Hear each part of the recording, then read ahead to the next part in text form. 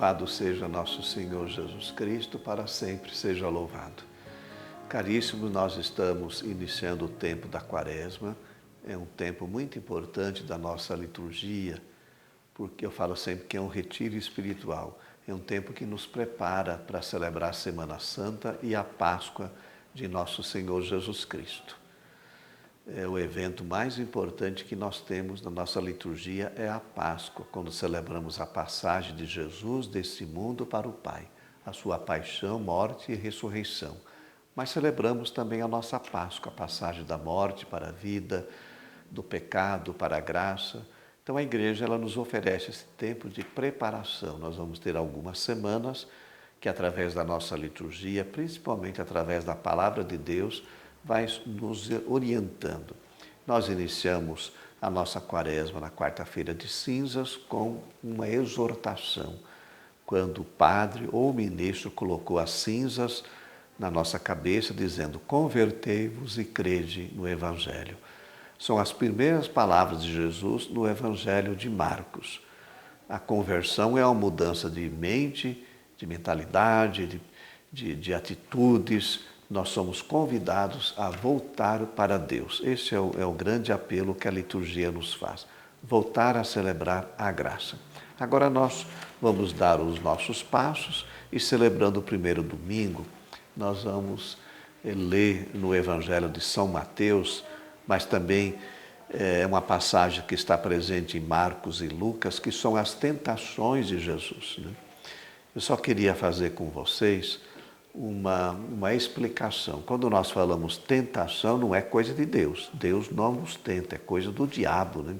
É o diabo que quer nos tentar. A tentação significa uma apostasia, quer nos afastar da graça de Deus e do caminho da santidade.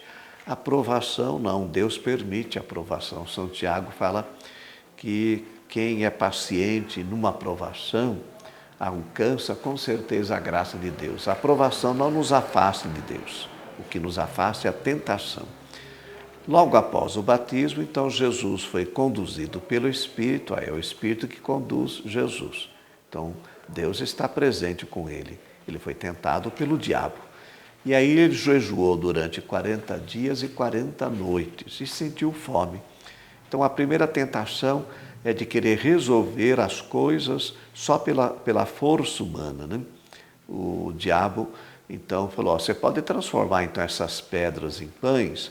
E olha o que Jesus respondeu, citando o livro do Deuteronômio: não só de pão vive o homem, mas de toda a palavra que sai da boca de Deus.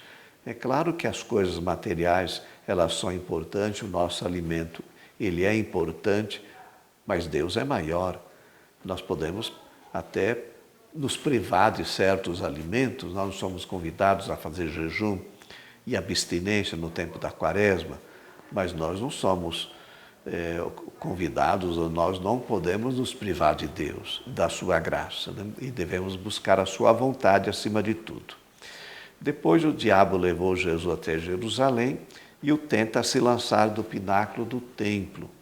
E olha só, ele até usa a Bíblia, fala: os seus anjos vão te proteger, está no Salmo 90, quando nós colocamos nossa vida nas mãos de Deus, sabendo que ele pode nos proteger. Mas Jesus respondeu novamente, citando Deuteronômio: não tentarás o Senhor teu Deus, né?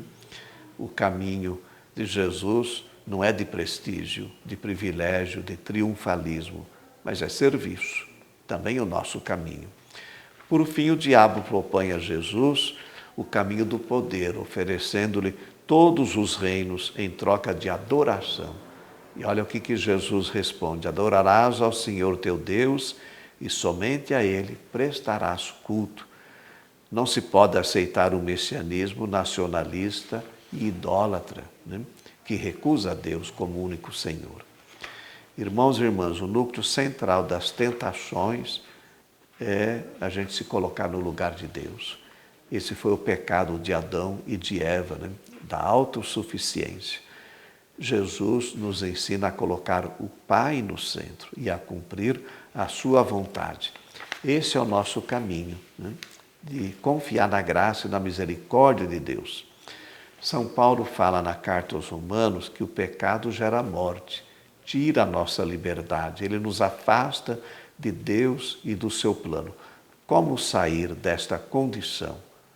Confiando na justiça de Deus, acreditando que Jesus pode nos libertar com a sua morte e a sua ressurreição. O Paulo, ele tratou muito nas suas cartas, né, que Jesus, com a sua morte e ressurreição, ele nos perdoa e nos salva. E com a sua ressurreição, ele nos justifica.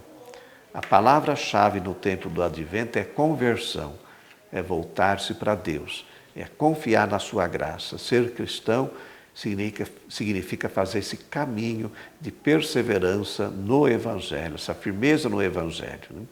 É em Jesus que nós encontramos o sentido e o valor da nossa vida. Que esse tempo da Quaresma nos ajude a caminhar com Jesus, sendo conduzidos pelo Espírito Santo de Deus, para que nós possamos depois celebrar dignamente a nossa Semana Santa, a Páscoa do Senhor e a nossa Páscoa.